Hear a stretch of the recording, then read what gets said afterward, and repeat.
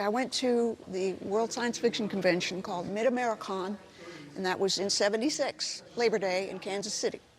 And they had a Star Wars room there, and they had the Darth Vader costume on a mannequin, wow. And I went right up to it, and it was like, evil. And I came back the next day, and there's a bunch of people in there, and there's this blonde kid. And one of the people come up and say to me, do you want to buy a poster? And I said, sure.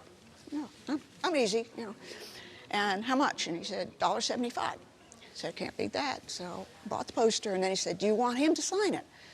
I was thinking him, the comic book artist that did the poster. You know, he's famous, Howard Chaykin. So I said, okay, yeah, I'm cool. And I took it over to the blonde kid, and he wrote, to Judith, love and best wishes, Mark Hamill. Mark who? And I thought, oh, well, he must have something to do with the movie. Yeah. So that's how I got it. I know it's worth something, so I kept it, tried to keep it in good shape. What an amazing story. That's incredible. Not that surprising, the fact that you didn't actually know at the time who Mark Hamill was. Nobody knew, yeah. If it had been maybe Harrison Ford. Well, if it had been Harrison Ford, I would have paid attention. This poster from 1976 is pretty cool because it's actually the very first Star Wars poster. It's the advanced poster which came out before the movie came out, which came out the following year in 1977. Yes. It's a very unusual poster in its own right.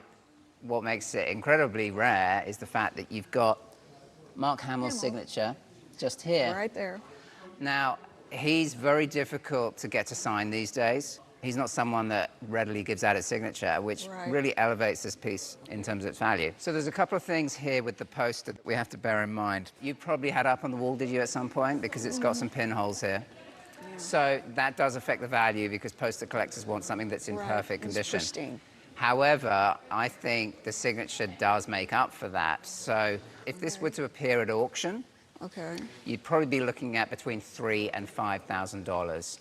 But I think there's every chance that you could realize more than that because it's such an unusual item. There would be very few of these posters that were actually signed by Luke Skywalker, by Mark Hamill in 1976. Right.